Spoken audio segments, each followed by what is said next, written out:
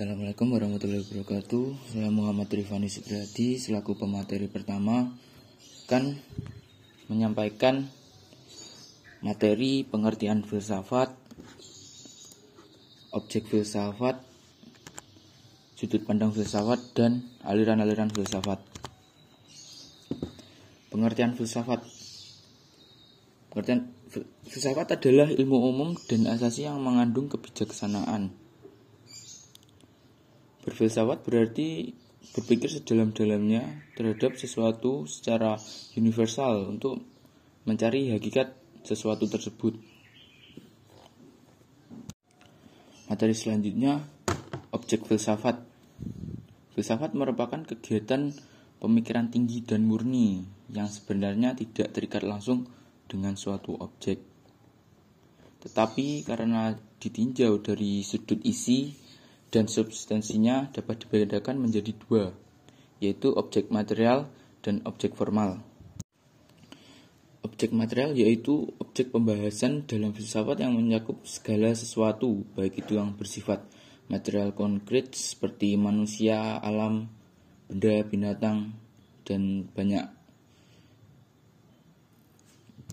maupun sesuatu yang bersifat abstrak, spiritual seperti nilai-nilai, ide, ideologi, moral, pandangan hidup, dan lain sebagainya. Sedangkan objek formal filsafat yaitu cara pandang seseorang peneliti terhadap objek penelitian tersebut, ya tidak lain adalah kita sendiri, manusia. Materi selanjutnya adalah sudut pandang filsafat. Ada berbagai macam sudut pandang filsafat, antara lain adalah metafisika, epistemologi, metodologi, logika, etika, dan estetika. Metafisika biasanya membahas tentang eksistensi, baik keberadaan atau sifat-sifat tertentu. Epistemologi membahas tentang hakikat pengetahuan ataupun keberadaan. Metodologi membahas tentang cara jalan untuk mendapatkan pengetahuan. Logika membahas tentang aturan-aturan berpikir agar dapat mengambil kesimpulan yang tepat. Etika membahas tentang hal-hal yang berhubungan dengan tingkah laku manusia, tentang baik dan buruknya manusia. Dan estetika membahas tentang hal-hal yang berhubungan dengan hakikat keindahan dan kejelekan. Materi yang terakhir yang akan saya sampaikan adalah aliran-aliran filsafat. Yang pertama, aliran materialisme. Aliran ini menerangkan bahwa hakikat realitas kesemestaan termasuk makhluk hidup dan manusia adalah materi. Semua realitas itu telah ditentukan oleh materi dan terikat pada hukum alam. Yang kedua, aliran idealisme atau spiritualisme.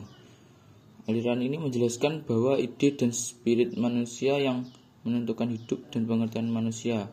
Subjek manusia sadar atas realitas dirinya kesemestaan karena ada akal, budi, dan kesadaran rohani manusia yang tidak sadar atau mati sama sekali tidak menyadari dirinya apalagi realitas kesemestaan.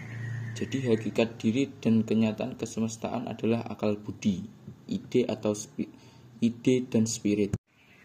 Yang ketiga, aliran realisme. Aliran ini menggambarkan bahwa kedua aliran yang dipaparkan di atas adalah bertentangan dan tidak sesuai dengan kenyataan atau tidak realistis. Sesungguhnya realistis kesemestaan, terutama kehidupan, bukanlah benda, materi atau semata-mata. Kehidupan seperti tampak pada tumbuh-tumbuhan, hewan, dan manusia. Mereka hidup berkembang biak, kemudian tua dan akhirnya mati. Pastilah realitas yang demikian lebih daripada sekedar materi. Oleh karena itu, realitas ialah penduaan benda, materi dan kejasmania. Dengan belajar filsafat, kita akan mempelajari banyak hal, terutama mendapat kebenaran yang hakiki, melatih kemampuan berpikir secara logis, melatih kita bertindak secara bijaksana, melatih berpikir secara rasional, dan masih banyak lagi yang bisa kita dapatkan dengan mempelajari filsafat. Etologis Pancasila. Isi sila-sila Pancasila pada hakikatnya merupakan suatu kesatuan peradaban dalam arti setiap sila merupakan unsur bagian yang mutlak dari kesatuan.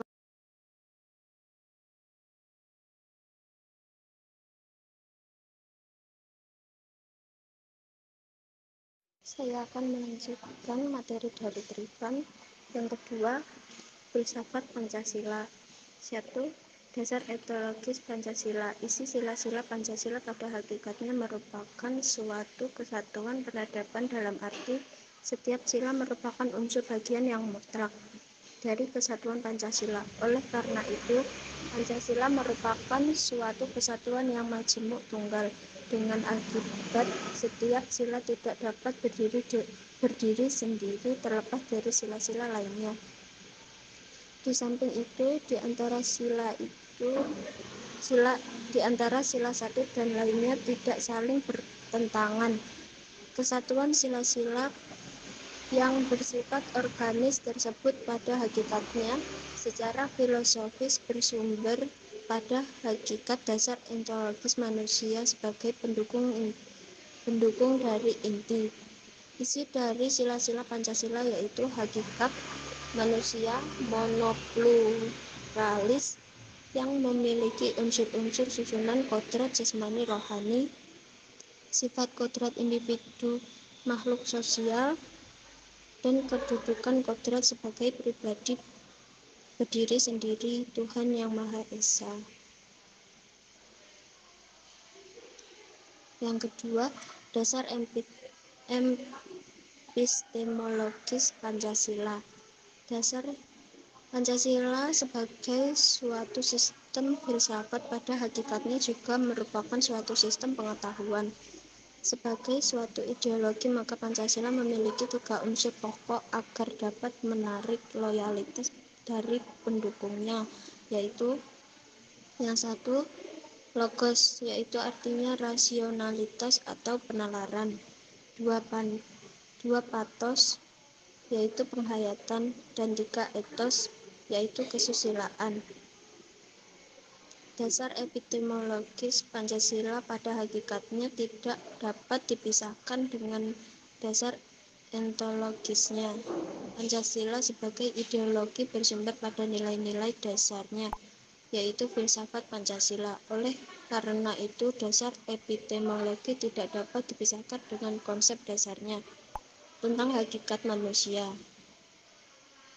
Yang ketiga, dasar aksiologis Pancasila.